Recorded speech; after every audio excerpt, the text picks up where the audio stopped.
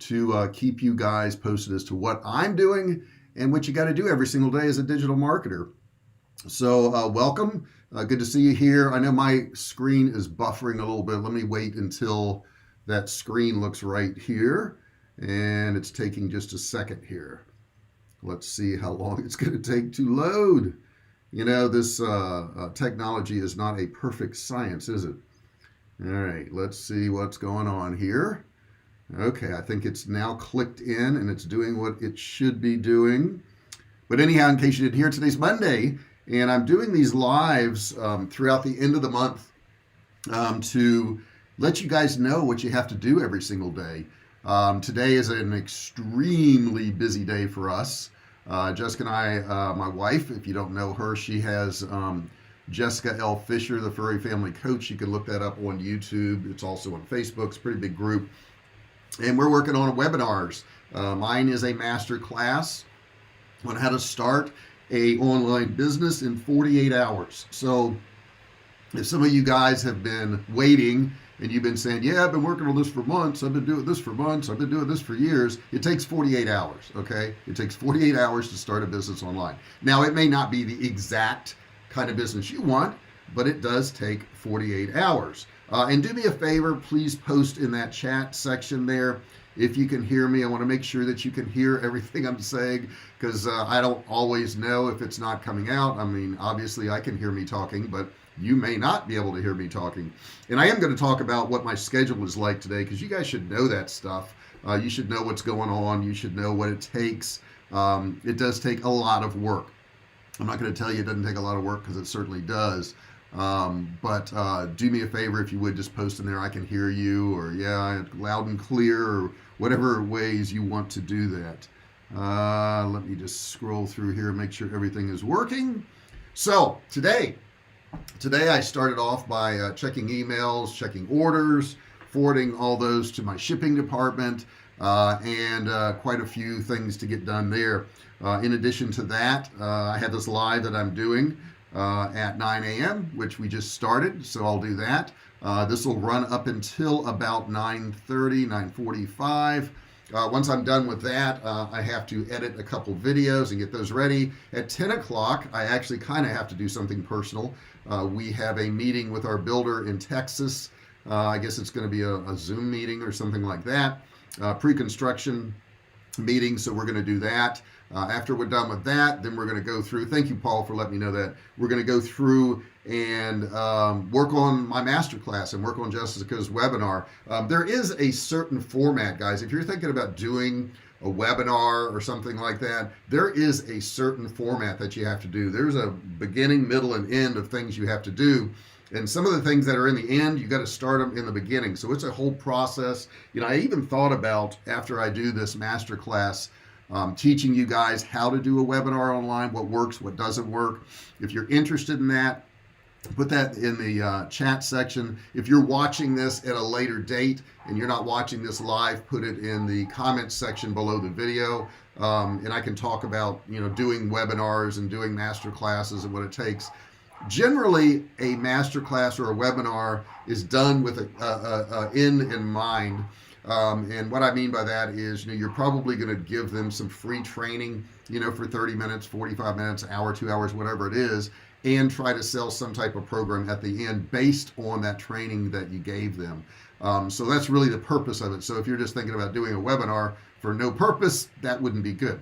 Okay, what you want to do is have some type of purpose behind it and have some reason for doing it. And you know, I think the one thing that people have a hard time with on doing a webinar is actually selling their product at the end. And that is the problem. And the problem with that is that you're trying to sell it at the end. It should not be sold at the end. It should be sold from the very first slide, the very first words that come out of your mouth. You should be leading up to that sale at the end. And if you do a good job and you give them Paul says yes on webinar training. If you give them the information they want during, and you get enough yeses during your webinar, at the end, you know, they're going to be begging to buy whatever you got. So that's the big problem I see with people, is they don't understand that process. And Paul had asked a question earlier before we even got started about ads and the best days of the week, and you just run them on certain days. I want to talk to that for a second, because that's something that a lot of people don't understand.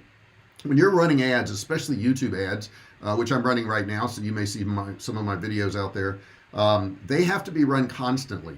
You can't turn them on and turn them off. Like, Facebook, you can, run them like during the day or not at night or during the night or whatever you want. You can't do that with YouTube ads. You can't do that on Google.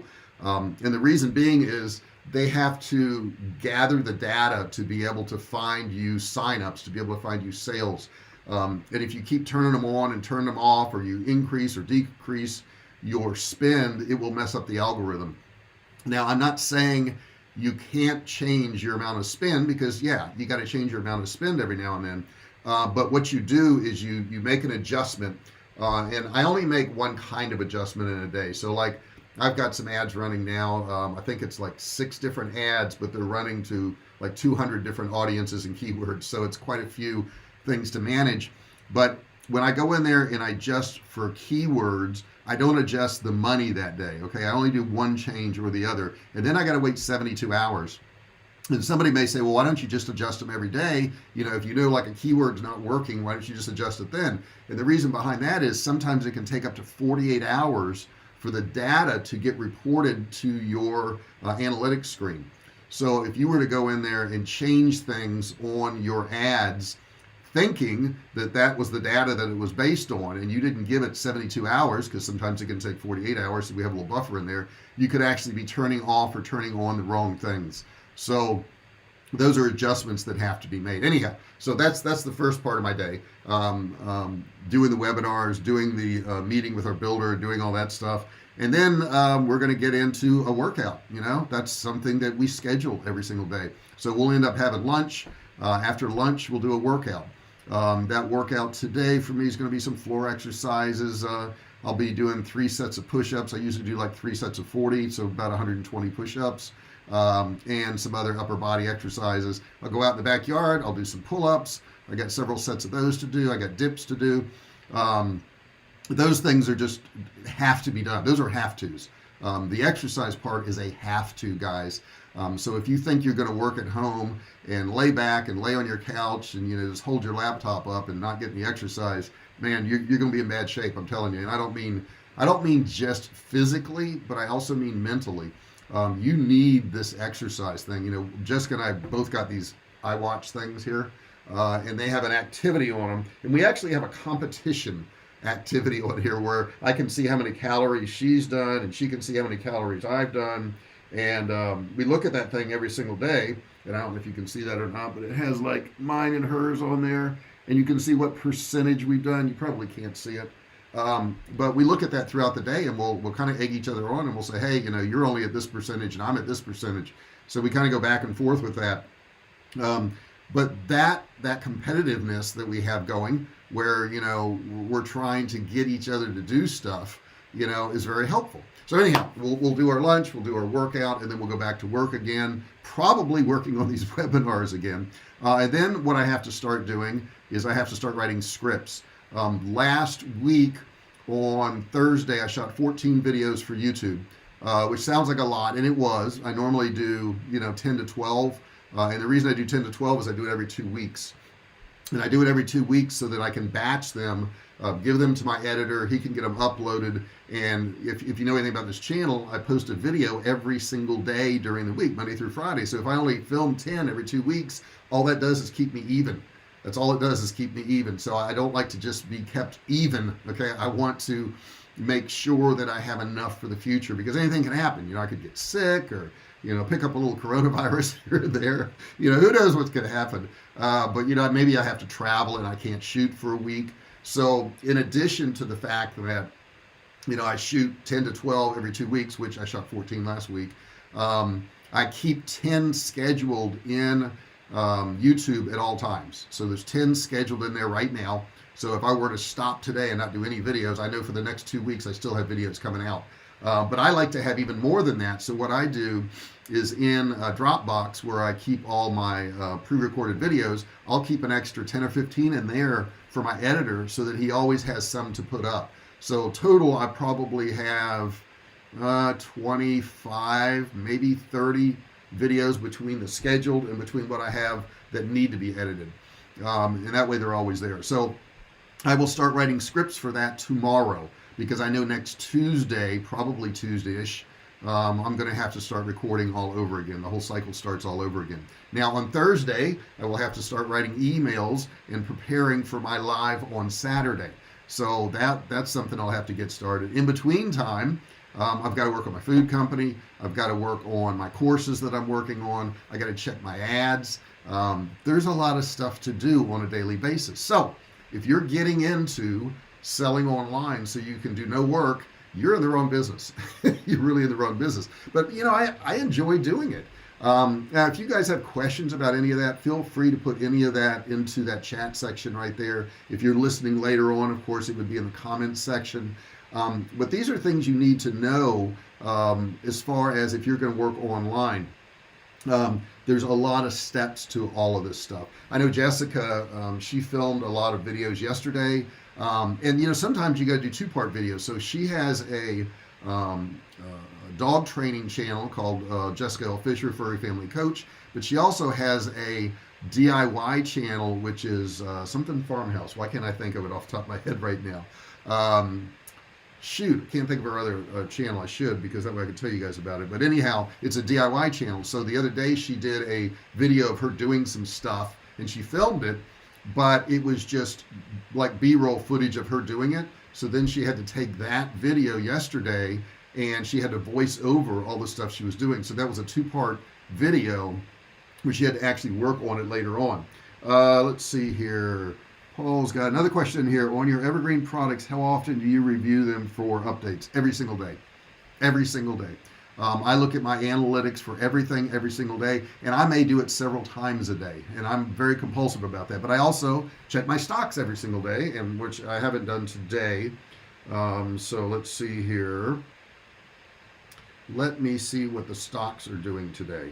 That's something I got to check every single day too, because the analytics on those stocks make decisions for me. The stock market's down today because I'm upset because Tesla's down to 824, and it was like at 859 the other day, so that's down. I look at all my airline stocks here. American Airlines is up. I've made good money on that. Alaska Airlines is up. I've made good money on that. AMD, which is that little computer chip in your computer, I'm a little bit down on that, not doing good there. Big Commerce, I'm down a little bit on Big Commerce. Carnival Cruise Lines, I'm a little bit up. Delta Airlines, I'm up a little bit. Dexcom, I'm up a little bit. Ford, I'm up a little bit. Facebook, I'm up a lot. But in all fairness, I bought Facebook stock about a month or two after they IPO'd, and I bought it for $27, and it's now $251. FedEx, I'm up on. I bought this at the beginning of COVID, and the reason I did is my best friend from high school, who, we've just been friends forever since we were 14, 15 years old. He lives in the same neighborhood Fred Smith does. If you don't know who Fred Smith is, he's the guy who started FedEx. And Fred was telling him that, with COVID, a lot of the airlines had, parked their airplanes, and he was getting more cargo business. So I bought FedEx because Fred Smith started FedEx, and he was telling Steve about that. So I bought some of that stock. Hertz, I tried to buy because it was so low and they were in bankruptcy, but they're not doing good. So I didn't do good there. JetBlue, I've done very, very well on. So I got me some JetBlue. Eli Lilly, I'm up a little bit on. And I'm just going through some of these stocks so you can see what I mess with every day. I've also got Southwest Airlines, which I'm really up on. They're doing very, very well. Moderna, I bought some Moderna because of the vaccine. Let's see here. Norwegian Cruise Lines is up a little bit. Novax, which is a delivery system for vaccines, I'm a little bit down on that. Pfizer is flat. I don't understand why. Pfizer was one of the stocks that was supposed to just skyrocket, so I bought some of that. It's kind of flattened out. Rural Caribbean is up a little bit. Sirius internet stock is up some, but not near what I would like to see it be up. I thought when Howard Stern re-signed that stock would just go way up again. It has not. I'm still ahead. I'm way ahead on it, but still. I got another stock, Telray, and I can't remember what the heck that was. I got Toll Brothers Builders because there's a housing shortage in the U.S., and I'm just going through some of the things that I do. Toll Brothers Builders is one of the biggest home builders in the country. Of course, I got Tesla. I already mentioned that. United Airlines is up just a tad, not much. I'm holding all these airlines until this COVID thing's over a little bit because I know they'll probably go back to where they were. Historically, airline stocks are not great, but they went so far down that I figured I'd buy them and just wait for them to get back to where they were and then go ahead and sell them off. I don't know what that stock is. VTRS. I just bought that the other day. I got to look that one up. And then Walmart, I'm up a little bit. So, and I keep track of all my stocks right here on my phone so I can see what's going on. But checking on things, I think, is very, very important. And you got to do it a lot. Now, don't make changes a lot, but check a lot. See what direction things are going. See if they're going up. See if they're going down. See if they're improving. Give them time. Okay, that's another important thing. Do you template your emails? Most definitely. There's certain things about emails that you have to do. And I think the most important thing about emails that people gloss over is the subject line. People think that the subject line should tell people what's in the email, and that's totally wrong. Totally wrong. The subject line is designed to get people to open your email. That's it. If you tell people, in the subject line what is in your email, then you're going to have less opens. For example, let's say you sell jewelry, and I have a neighbor across the street that sells jewelry online. Okay, he has a jewelry site, pretty big company, and he always puts in the subject line exactly what's in the email. So if he's got 20% off engagement rings, that's what the subject line is. It says 20% off engagement rings. And if I'm not buying an engagement ring and I'm interested in a bracelet or a necklace or earrings, guess what? I'm not opening that email. Not going to open it. A subject line, like let's say he is selling engagement rings, he could put in that subject line, I only do this twice a year. Okay, that's going to make you click to see what he only does twice a year, and that could be a sale on engagement rings. But the point is, that subject line is to get people to open the email. And I could talk for hours on emails. Emails are incredibly important, guys. Excuse me, let me get a little drink here. Throat's getting dry. But emails can make you a lot of money, but if you do them wrong, nobody's going to even look at them. It's not going to happen. Okay, nobody's going to even look at your emails. So it's important to understand that each part, should stand on their own. Now, when somebody opens an email, I like to start it off with their first name. I'll say, hey, John, hey, Bob, hey, Frank, whatever it is. And I can insert their first name in there if I have it in my database through an automation that is in Kartra. I highly recommend Kartra. There'll be a link in the description after this video is over with. I know you can't see a description right now, but you do want to check out Kartra. Kartra is pretty amazing. And I can automate things like putting their name in there. So I'll say, hey, John, bet you didn't know this, but this Thursday, whatever, and I'll go into whatever my email is. I will also make sure that there is a spot they can click before they have to scroll. Really important that you do that. If you don't have a spot where they can click before they scroll, you're going to miss a lot of clicks. And the reason being is most people don't scroll to the end of the email, or even the people that do scroll to the end of the email, if they see a spot to click, they may not read all the email, but they'll go ahead and click anyhow. So you're going to catch those people. Then I like to have a graphic of some sort. Maybe it's a picture of me talking. Maybe it's a picture of, canned meat if I'm selling canned meat, whatever it is. In the middle, and that picture should be clickable too. In other words, I insert a link into that image so they can click on it and go to whatever I'm offering them, whether it's a download, whether it's to buy something. And then below that, I'm going to have a little bit more context about what the offer is about, and I'm going to have another spot to click there. And then I'm going to sign off, and I'm going to say, hey, thanks, cheers, JR. And then I'm going to have a PS at the bottom, and I'm going to have a reminder in there. I may say something like, the sale ends in 72 hours. You need to hurry. Click here now to take advantage of this. And I'm going to have another, call to action in that PS down there, because there are some people that don't read the email. They just scroll to the bottom, and I'm going to catch those people. So as you can see there, yes, there's a template to it. It's very templated. It's set up so that I'm going to get results. That's what I want to do, is get results. I can only be on here for a couple more minutes, guys, because I do have several meetings today, which I told you about in the beginning. So if you have any other comments, any other things you want to learn about, I do want to do something on webinars. I think that's going to be a big thing for 2021. People have kind of been trained into the mode of learning online, and since they've been trained into that mode of learning online, webinars are going to be huge. They really are. I highly suggest if you've got a product or service that you incorporate webinars into your marketing platform.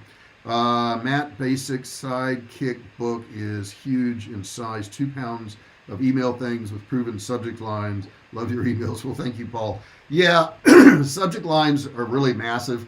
And I do have a downloadable where you can get 20 of the best subject lines. Maybe I'll put that in the description afterwards so that you guys can grab that and you can get some subject lines. Okay. And these, see, the thing about subject lines, people try to make them so that they fit their business. You don't need to. All you need to do is have a subject line that gets this open. I've had subject lines that says, hey, check this out. I've had subject lines of like, boom, this just happened. Those will work for any business. It doesn't matter if you're selling a product or service, or it doesn't matter what you're doing. Any of those subject lines will work. So I have a whole list of those subject lines that I recycle them every now and then. And sometimes I'll just come up with one spur of the moment. I do that too. In fact, I do that frequently. But at this point, I know what's going to work. If you have not been writing emails, if you've not been doing this, you just have to, I guess, get some of these suggestions from us. You got to get a list of these subject lines, and the more you use them, the more you'll kind of get it. What's going to work and what's not going to work. Oh yeah, and I also forgot, this works too. You need to subscribe. Don't forget to subscribe. Okay, whether you're watching this live or later on, don't forget to subscribe. And once you subscribe, the button is red, the subscribe button. You'll click it and it will turn to gray. And when it does, this bell is going to appear right here, and you need to ring the bell, turn on all bell notifications, so that every time I go live, every time I do a new video, you are notified. You don't have to come looking for it. You don't have to waste your time on that. I can just tap you on the shoulder and say, hey, got a new one for you. Come check it out. So definitely you want to do that. Morad, what's going on, man? What time is it over there, Morad? I'm curious. Do you watch Millionaires that motivate you? Probably not intentionally watch somebody because they're a millionaire. One of my best friends from high school, I just talked about him. He's a multimillionaire. I wouldn't watch him do anything because he's just a workaholic, and he's not a motivational guy or anything like that. He's a great guy, and he's one of my best friends. But I don't watch somebody because they're a millionaire. I watch somebody because of a talent they have, whatever that talent may be. Now, does that mean that some of the really talented people I watch are millionaires? Yeah, that's probably true. But I don't watch them for that reason. So I watch a lot of cooking videos. I like that. I'm into cooking. That's one of my things. And a lot of those people are millionaires now because they're great cooks. Okay. But the thing is, I watch them because of their talent. So that's the main thing I do. Thank you for being here, Paul. Really, really appreciate it. I will be here again tomorrow, so I'll see you then. So guys, if you got any last questions, go ahead and pop them into the chat section now. Murad, I appreciate that question. That was a good question. And some of them do motivate me. I will tell you, I like Gary Vee a lot. Gary Vee practices what he preaches. He was telling people that they don't need any money to really make money. They just got to go out and put forth some effort. And he started saying, heck, you could go to the dollar store and buy dollar store items and look them up online and find out they sell for more and sell them online, or go to garage sales and buy stuff and resell it. And people were like, oh, yeah, that doesn't work. He goes, oh, yeah, really? So he did a whole series of where he actually went around to garage sales and bought stuff and showed you he could sell it online for more than he bought it for, because he would check on his phone to see what it was selling for, like on eBay, and he made money. So he goes, there you go. And it was funny because it got picked up because all these news outlets were like, oh my gosh, this guy who's got a $130 million company is going around to garage sales to prove to people that you can make money doing that. So I thought that was very, very interesting. You can make money without having money. Okay. Don't let anybody, if you think all you need is money to make money, you are totally wrong. That is not it. I started my business with $100 on a credit card, $100 on a credit card, guys. So it's not about money, really. It's about effort. And that's what all these videos every day are. They're just about me telling you things that you need to do. I've gone through my day a little bit with you now. Oh, I didn't get to the evening. Okay, so in the evening we'll have dinner. I don't know what it'll be. We'll figure something out throughout the day. That's one thing we're not good about planning, is dinner. We're always looking at each other going, I don't know, what do you want? I don't know, what do you want? So we do that a lot.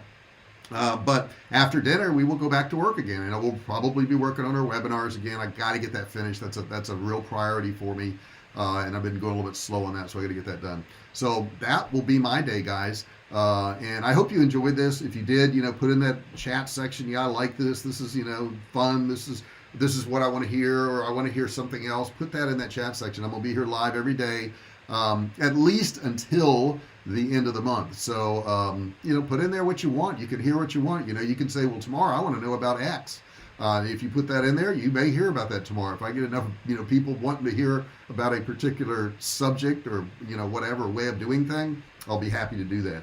So once again, give me a thumbs up on this video. I would really appreciate that, right? Hit that thumbs up thing right there. Don't forget to subscribe. Super important. I need you guys as subscribers. The more you comment, the more you chat in here, the more distribution this video gets. I really appreciate any interaction we get in there. As a matter of fact, I will put in here something real quick. There we go. I hate when there's dead silence when I'm doing one of these things. So when I'm typing, I can't do it. I can't talk because I can't type that well. Is being a millionaire someday one of your goals? We've already done millions in sales. I will tell you that, Morad. That's happened. We've done that before. But I want to make more. I certainly want to make more, and I don't want to make more so I can buy things. Okay, I don't drive around in fancy cars, and I don't wear a bunch of jewelry. Okay. I've got an iWatch, which I thought was pretty cool. They're expensive, I thought. I do it more for freedom. The more money you have, I can travel that way. I can see different places. I can help charities. I have security. Take care of my wife. If anything ever to happen to me. So that's the reason that I want to make money. It's we've sold millions of dollars already. We've done that. And that is not as satisfying as some of these other things you can do with your money. That's what you want to think about, guys, because saying you're a millionaire is not going to be that motivational for you. It's just not. What the things you can do with your money are very motivational, because money in itself has no value. It does not. I guess you could burn it and warm yourself, but that's about the only thing you can really do with money. It's how you use that money, for charities, for helping people, to see the world, to travel, to have freedom, to have security. That's the real thing behind money. And as soon as you get that dialed into your brain, all of a sudden money's going to go your way. It's going to go your way. So that's one thing I would leave you with today.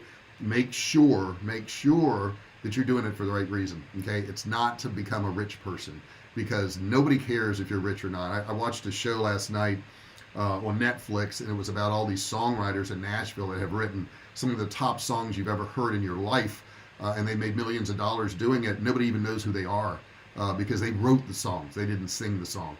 And I think there's some coolness to that anonymity, to where you have money, you have accomplishments, you have these things you've done, and nobody even knows who you are.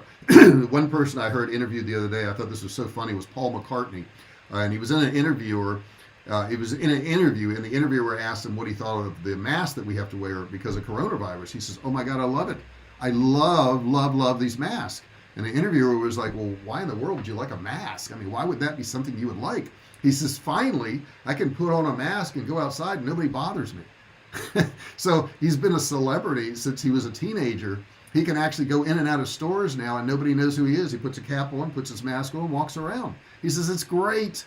He said, "I couldn't have done that before because people looked at you funny if you had a mask on." So he said, "I just couldn't go out." He said, "I can go into a 7-Eleven now. I can go into a grocery store now. It's really pretty cool." So I guess there's some advantages to that. Having money and having an anonymity, that's awesome. When you're famous, fame I would think would wear on you. I've never really had that, but I would think it would really wear on you after a while. I don't want that. I don't want where I can't go to the store. I can't go to a gas station, grocery store, something like that. I would hate that. I just would hate that. Wouldn't like that. So anyhow, put any other comments you got in there. I'm going to go ahead and get out of here. I've been talking too long already. We've been on here for almost 30 minutes. I really appreciate you guys showing up. Share this video, subscribe, like, turn on your bell notifications. One more time, I'll ring it. Turn on bell notifications, of course, so that you know every time I'm going live or I publish a new video. Thank you guys so much for being here. I really do appreciate it, and I am out of here.